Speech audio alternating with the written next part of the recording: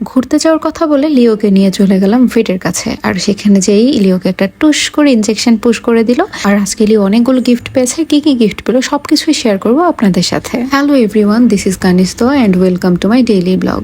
ঈদের আর মাত্র 2 দিন বাকি, আর আজকে আমরা লিওকে নিয়ে বের হচ্ছি। সবাই যেখানে শপিং করতে বের হচ্ছে আর আমরা হচ্ছে লিওকে নিয়ে বের হয়েছি। আর সাথে সাথে সানাও চলে এসেছে, কারণ সানার ক্যাটকে সানায় নিজে নিয়ে যাবে। ফার্স্টে তো সানায় বায়নাই ধরে বসেছিল যে লিওকে ওই ব্যাগে করে ক্যারি করবে, বাট ও এখনো এত ছোট যে ও এটা পারবে না। তো যাই হোক, আজকে বের হচ্ছে অবশ্যই রিজন আছে, কারণ লিওকে যখন আমি ফ্লুর ভ্যাকসিন দিয়েছিলাম তখন ওর বয়স ছিল 3 মাসের থেকে একটু কম। তখন ওকে র্যাবিসের ভ্যাকসিনটা দেওয়া হয়নি, কারণ 3 মাস প্লাস হলে দেওয়া যায়। তো তখন এতই পুচকু ছিল, ওকে দেওয়া হয়নি। আর এখন ওর এজ হচ্ছে 5 মাস, এই জন্য ওকে আজকে র্যাবিসের ভ্যাকসিনটা দেওয়াতেই এসেছি। এমনিতেই ব্যস্ততার জন্য আমার আসতে একটু লেট হয়ে গেছে 1 মাসের মতো। আর এছাড়া যেহেতু ঈদ চলে এসেছে, ঈদের পর আবার বন্ধ হয়ে যাবে, কবে খুলবে জানি না।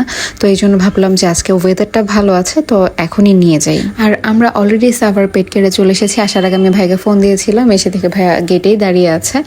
তারপর লিওকে নিয়ে আসি, এখানে আরো অনেক ম্যাও ছিল, এই জন্য লিও চুপটি করে ব্যাগে বসেছিল। আর এদিকে সানায়া ভেবেছে যে সানায়াকে আজকে ইনজেকশন দিব, এই জন্য সানায়া ভয়ে পাপার কোলে উঠে বসেছে। আর এখানে কিন্তু বিড়ালের যাবতীয় সবকিছু, ক্যাট ফুড থেকে শুরু করে টয়, ড্রেস, লিটার সবকিছু পাওয়া যায়।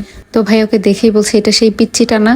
ও কত ছোট ছিল তখন, ও 3 মাসের থেকেও কম বয়স ছিল। আর মাশাল্লাহ এখন অনেকটা বড় হয়ে গেছে, আর ও এখন এতটা আদুরে হয়েছে যে ভাইয়ের কোলে যে একদম বসে পড়েছে। আর ও খুবই শান্ত, ওকে যে হচ্ছে ভ্যাকসিন দিয়েছে এটা বোঝাই যায়নি। জাস্ট ভাইয়া একাই ওকে হ্যান্ডেল করে টুস করে ভ্যাকসিনটা দিয়ে দিয়েছে। ও একটু সাউন্ড পর্যন্ত করেনি। আমি ফার্স্টে ভেবেছিলাম যে মিলোর মতো করবে। মিলো তো যখন দেখে যে ওকে ভিড়ের কাছে নিয়ে এসেছি তখন থেকে চেঁচানো শুরু করে দেয়, মনে হয় যে ওকে কি না কি করে ফেললাম। বাট না, ও খুবই ঠান্ডা ছিল, একদমই শান্ত হয়ে বসেছিল। আর বারবার দেখছিল যে আশেপাশে কি স্মেল নিয়ে নিয়ে একটু পরিচিত হওয়ার চেষ্টা করছিল।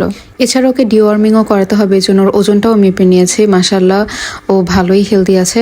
তো এরপর হচ্ছে বাসায় নিয়ে যে ওকে আমি ডিওয়ার্মিং করাবো।